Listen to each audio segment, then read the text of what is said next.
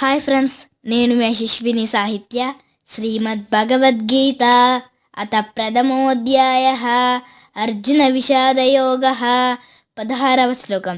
అనంత విజయం రాజా కుంతీపుత్రో యుధిష్ఠిరః నకుల సహదేవచ్చ సుఘోషమణి పుష్పకౌ.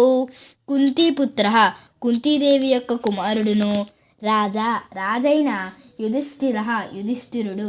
అనంత విజయమును పేరు గల శంఖమును, నకులుడు, సహదేవుడును, సుఘోషము, మణిపుష్పకము అను పేర్లు గల శంఖములను పూరించిరి.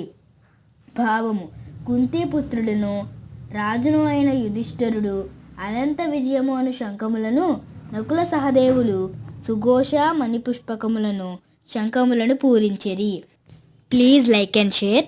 ఇప్పటి వరకు సబ్స్క్రైబ్ చేసుకోని వాళ్ళు ఎవరైనా ఉన్నట్లయితే సబ్స్క్రైబ్ చేసుకోగలరు.